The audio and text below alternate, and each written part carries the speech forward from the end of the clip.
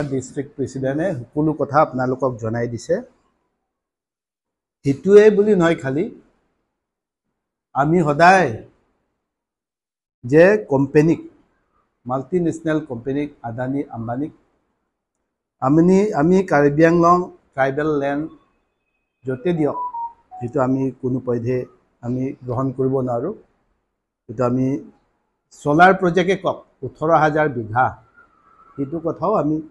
আগত পৰা আপত্তি কৰি আহিছে ফ্ৰম ডে 1 আৰম্ভণিৰ পৰা অলৰেডি আমি ডিপুটেশ্যন হিচাপে গৈছে জায়গাটো চাই আহিছে এফেক্ট তাতে 18,000 বিঘাৰ পৰা 12,000 বিঘা পিয়ৰলি ট্ৰাইবেল ডমিনেটেড এৰিয়া হয় এইটো অলৰেডি আমি এতিয়াও জনাই দিছে যে আমি কংগ্ৰেছ পাৰ্টিৰ পৰা এইটো আমি কোনো পথে নামানো বুলি আমি ক'লোঁ ইয়াৰ পিছত আকৌ আমিতো আগতে খালি শুনিয়ে থাকোঁ আম্বানী আদানী ক'ৰবা এয়াৰপোৰ্ট দিলে ক'ৰবা চিপোৰ্ট দিলে ক'ৰবা ৰেলৱে দিলে ক'ৰবা হাইৱে দিলে এতিয়াতো আমাৰ কাৰ্বি আংলঙত ট্ৰাইবেল লেণ্ডতে আহি পাইছে নেপিয়াৰ খেতি ক'ৰবা একটা ফেক্টৰী সৰুকৈ খুলিছে প্ৰডাকশ্যনৰ কাৰণে সেইটো বেলেগ এতিয়া খেতি কৰিবৰ কাৰণে আমি যিটো গম পাইছোঁ এতিয়া আমাৰ সভাপতিৰ পৰা 13,000 বিঘা যে দিব এই কোনো পধ্যে আমাৰ ৰাইজে আৰু আমি কংগ্ৰেছ দলৰ পৰা আমি আমাৰ প্ৰেচিডেণ্টে কৈছে এইটো কোনো পধ্যে মানিব নোৱাৰে আৰু মানা কোনো কাৰণে নাই this is purely trying to dominate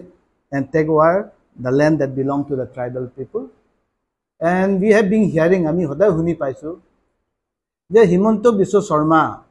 CM সদায় কয় যে আৰু আমি সদায় আলোচনা কৰি থাকোঁ ৰাইজৰ পৰা শুনো যে তুলিৰাম ৰংহাং কিয় লৈ থাকে লগত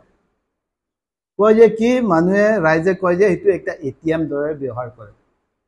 এতিয়া দেখিছোঁ যে খালি পইচাৰ ATM নহয় এতিয়া গৈ পাইছে কি মাটিৰো ATM হৈ পৰিছে এইটো হিমন্ত বিশ্ব শৰ্মা ডক্টৰ হিমন্ত বিশ্ব শৰ্মা নিজে প্ৰকাশ কৰিছে the reason that I take around Tuliram Ronghang is that lands that we can have is only from Karbi Anglong and Dima Hasa Karbi Anglong aru Dima Hasa te khali mati ase jodi ami kakba company adani ambani jodi dibologia hoy etu kane NCL ami jod dekhi paisu je choto lukindong boro lukindong area tato je tribal loke jod ase he mati tu adani cement factory gane dibo তাতো Congress party আপত্তি কৰিছে ইয়াতো একে ধৰণৰ যে এই আমাৰ tribal মাটিয়ে জৰে হওক এতিয়া আমি BKD এৰিয়া তাতে এইটো পৰিস্থিতি হৈছে ৱাই দিছ ইজ হেপেনিং এইটো কিয় হৈ আছে সেইটো কাৰণে এইটো বেলেগ ক'বলগীয়াও নাই আজি বিশেষকৈ এই কথাটো আমাৰ ডিষ্ট্ৰিক্ট প্ৰেচিডেণ্ট অলৰেডি আপোনালোকক জনাই দিছে এই কথাবোৰ আৰু এইটো লাভ নাই ইয়াত মই যিটো দেখিছোঁ একটা লামচাম হিসাব কৰিছোঁ আমি যদি আমাৰ পথাৰত 1 বিঘা সাইণ্টিফিক ৱে যদি আমি খেলোঁ তাত আমি ধুনীয়া কোৱা মতে নেচাৰ খেতি কৰিলে 10,000 টকা দিম বুলি এনেকুৱাই শুনিছোঁ আমিতো ক'ত এগ্ৰিমেণ্ট সেইবিলাকতো একো দেখা নাই কিন্তু মানুহে ৰাইজে যিটো কৈ থকা এইটো বস্তুটো প্ৰকাশ কৰা নাই আলোচনা কৰিব লাগিছিল ৰাইজৰ বুজিব লাগিছিলে আমি যিটো কৰিব গৈ আছোঁ ৰাইজৰ কাৰণে এনেকুৱা লাভৱান হ'ব প্ৰফিট এনেকুৱা এইবিলাকতো কোৱা নাই ইয়াতে পটেটো কাল্টিভেশ্যন যদি কৰে 1 বিঘাত চাইণ্টিফিকেলি 17,000 to 29,000 পায় মানুহে কিয় আৰু এইটো 10,000 কাৰণে খেতি কৰিব আৰু বেটেলনাথ যদি কৰে ভালকৈ 21,411 rupees পায় আমি যেতিয়াতো বেটেলনাথ খেতি সৰু সুৰা কৰি আছে যতীন সোণোৱালে যিটো প্ৰগ্ৰেছিভ ফাৰ্মাৰ একটা আছে সি rupees 3 লাখ এনুৱেলি কি হয় পাণ খেতি কৰিছে আৰু কি নেপিয়াৰ খেতি কিয় কৰিব আমাৰ বাগানত মই আপোনালোকক ফটো দি দিম এতিয়া আমি 7 বছৰৰ পৰা ছাগলীৰ কাৰণে খুৱাবৰ কাৰণে এইটো আমি খেতি কৰি আছোঁ it's being since 7 years we have been cultivating some quantity of this napier to feed our goats in our farm তাৰপিছতে আমি চাব যাওঁ যে সাধাৰণ খেতি যদি একবাৰ ভালকৈ কৰিলেও ধান খেতি কৰিলেও 10,000 পৰা 30,000 টকা পায় সাইণ্টিফিকেলি কৰি 2বাৰ কৰিলেতো কিমান লাভ ইয়াৰ পিছত আমি যদি আৰু চাব যায় সুগাৰ কেন এইটো বেলেগ ধৰণৰ আপুনি এই বজাৰত যদি আজিকালি মেচিন লৈ কুঁহিয়াৰ ৰস বুলি পায়, তাৰপিছত গুড় যদি বনায় সেইটো পাৰ বিঘাত 20,000 to 40,000 পায়। তো আমাৰ মানুহ কিয় যাব এই লিটাৰ খেতিত যে মাটি চব কমাই দিব। তো আল্টিমেটলি আম্বানী আন্দানীয়ে কি কৰিব খুজিছে যে আমাৰ সকলো ট্ৰাইবেল মানুহ যে এতিয়া যে দুইটা কেটেগৰীক মানুহ যে বনাইছে, the capitalist and the labour class, middle ক্লাছে মাৰি দিছে। এই খেতিবোৰ যাতে যে চব আম্বানী আদানীক যে খেতি কৰি দিয়া ব্যস্ত হ'ব লাগে, সেইটোৱে কৰি দি পেলাই আছে।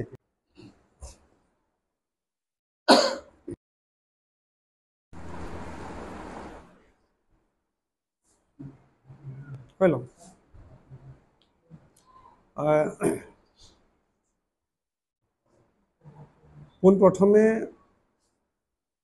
মই কাৰ্বি আংলং ডিষ্ট্ৰিক্ট কংগ্ৰেছ কমিটি হৈ আপোনালোক সকলোকে আজি ইয়াত অহাৰ বাবে ধন্যবাদ জনাইছোঁ। আৰু বিশেষকৈ আজি এই প্ৰেছ মিটত মোৰ লগত আছে আমাৰ জিলা কংগ্ৰেছৰ vice president ex EM doctor EB ডাঙৰীয়া, আৰু লগতে আছে জগত সিং টি এক্স MLA আৰু এক্স EMO হয় আৰু আমাৰ ভাইচ প্ৰেছিডেণ্ট, আৰু শ্ৰীস্মা ৰং PP তাই ডিষ্ট্ৰিক্ট মিডিয়া চেলৰ চেয়াৰমেন। আমি আচলতে আজি 2 দিন আমাৰ পলম হ'ল, বিশেষকৈ যোৱা 2 দিনৰ আমি খুব এটা ব্যস্ততাৰ মাজত আছিল। সেইকাৰণে আমি যিটো ৰিয়েকশ্যন আমাৰ মাজত আমি দিব বিচাৰিছিলোঁ সেইটো কিছু পলম হ'ল ক'বলৈ গ'লে। তথাপি আজি আপোনালোকক মাতিছোঁ। বিশেষকৈ যোৱা যিটো 12 তাৰিখে অট'নমাছ কাউন্সিল আৰু আম্বানী ৰিলায়েন্সৰ মাজত যিটো চুক্তি সম্পন্ন হৈছে, MOU হৈছে, এইটো বিষয়ে আমি আমাৰ তৰফৰ পৰা ক'বলৈখিনি ক'ব বিচাৰিছোঁ। আমি আপোনালোকে জানে আমি বহুত দিনৰ পৰা যেতিয়া আমি কথাবিলাক শুনিছিলোঁ যে আমাৰ মুখ্যমন্ত্ৰী ডাঙৰীয়াই কৈছিল যে আম্বানী আদানী এনেধৰণৰ বা কৰ্পৰেট গোষ্ঠীৰ লগত তেওঁলোকে MOU কৰি পেলাই ইয়াত মাটি প্ৰদান কৰিব। আৰু লগতে তেতিয়া কৈছিল বিশেষকৈ কাৰ্বি আংলং অঞ্চলতে যথেষ্ট পৰিমাণৰ মাটি আছে, তেওঁলোকে কাৰ্বি আংলঙৰ অঞ্চলতে দিয়াৰ কথা চিন্তা কৰিছিলে। আৰু তেতিয়া আমি আমাৰ প্ৰতিক্ৰিয়া প্ৰকাশ কৰিছিলোঁ যে কোনো প্ৰকাৰেও ধৰি লওক কাৰ্বি আংলঙৰ মাটি এনেধৰণৰ কৰ্পৰেট গোষ্ঠীক আমি দিয়াটো আমি সমৰ্থন নকৰোঁ। তাৰ বাবে আমি প্ৰতিবাদ কৰিম বুলিও কৈছোঁ। আৰু তেতিয়া আমি অট'নমাছ কাউন্সিলক এটা অনুৰোধ জনাইছিলোঁ, মুঠতে এই যিটো তেওঁলোকে চিন্তা কৰি আছে ইমান বিঘা মাটি দিব ডাঙৰ ডাঙৰ বিঘা যে দিব বিচাৰিছে, এইটো আপোনালোকে প্ৰত্যাখ্যান কৰিব লাগে বুলি কৈছিলোঁ। আৰু অকল আমি কোৱা নহয়, বিশেষকৈ কাৰ্বি আংলং জনসাধাৰণে কৈছিলে, বিভিন্ন সংগঠনেও কৈছিলে। কিন্তু আমাৰ যিটো অনুৰোধ, আমাৰ যিটো বিৰোধিতা তেওঁলোকে অমান্য কৰি পেলাই এতিয়া তেওঁলোকে যোৱা বিগত 12 তাৰিখে আম্বানীৰ লগত তেওঁলোকে চুক্তিবদ্ধ কৰিলে। তাৰ বিতং তথ্য আমি পোৱা নাই, যদিও আমি শুনিছোঁ তেওঁলোকে বোলে কাৰ্বি আংলঙৰ পৰা 4,000 একৰ মাটি যদি বিঘা হিচাপে আমি ধৰোঁ তেতিয়াহ'লে 13,200 বিঘা মাটি হয়, এই মাটি আম্বানীক দিব বিচাৰিছে আৰু ইতিমধ্যে চুক্তিও হৈছে। গতিকে এই চুক্তিটো কিন্তু আমি তাৰ বিৰোধিতা কৰিছোঁ আৰু আমি কোনোপধ্যে এইটো নামানো। আমি অনুৰোধ জনাম এইটো তেওঁলোকে বাতিল কৰিব লাগে, অট'নমাছ কাউন্সিলে বাতিল কৰিব লাগে। কিয়নো যিটো চুক্তি তেওঁলোকে কৰিছে, মই ভাবোঁ এইটো এটা যদি তেওঁলোকে চুক্তি যদি তেওঁলোকে ধৰি ৰাখে তেতিয়া আমি ক'ব লাগিব যে BJP আচলতে জনবিৰোধী দল, বিশেষকৈ আমাৰ ট্ৰাইবেলসকলৰ বিৰোধী দল, এইবিলাক আমি মানিব লাগিব। কাৰণ কাৰ্বি আংলং এছচিএল ট্ৰাইবেলসকল থাকে আৰু এই ট্ৰাইবেলসকল মাটি এতিয়া যেনেকৈ চাওক ইমান হাজাৰ বিঘা মাটি দিব, 13,200 বিঘা মাটি এতিয়া কাৰ্বি আংলঙত ক'ত দিব, এতিয়া চিন্তাৰ বিষয় হৈছে। এতিয়া তেওঁলোকে হয়তো এনেকৈ কৰিব লাগিব য'ত জনবসতি প্ৰধান অঞ্চল আছে এই অঞ্চলতে দিব লাগিব, নাইবা ফৰেষ্ট অঞ্চল, ফৰেষ্ট তেওঁলোকে ধ্বংস কৰি পেলাই মাটিটো দিব লাগিব, নহয় জানো? এনেকুৱা অৱস্থা। গতিকে ইমান বিঘা ইমান সৰহ হাজাৰ হাজাৰ বিঘা মাটি দিয়াটো কিন্তু আমি তেনেকৈ আমি সমৰ্থন নকৰোঁ সেইকাৰণে আমি আমাৰ তৰফৰ পৰা পুনৰ আমি অনুৰোধ জনাম যে আচলতে তেওঁলোকে যিটো চুক্তি কৰিলে সেইটো চুক্তি ইয়াৰ বিতং তথ্য আমি এতিয়ালৈকে পোৱা নাই গতিকে এইটো তথ্য আচলতে ৰাইজক দিব লাগিছিলে আৰু তেওঁলোকে চুক্তি কৰাৰ আগতে কিন্তু ৰাইজৰ লগত আলোচনা কৰি পেলাই দিব লাগিছিলে বোলে ইমান হাজাৰ বিঘা আমি তেওঁলোকক দিম দিয়াৰ পিছতে বায়োগেছ যিটো হ'ব এইটো ৰাইজৰ কাৰণে প্ৰফিটেবল হ'বনে নাই এইটো ৰাইজে জনাটো উচিত কিন্তু মই ভাবোঁ এইটো যিটো বায়োগেছ তাৰ বাবে কিন্তু ৰাইজৰ কোনো তেনেকৈ প্ৰফিট ইয়াত নাথাকে মই যিটো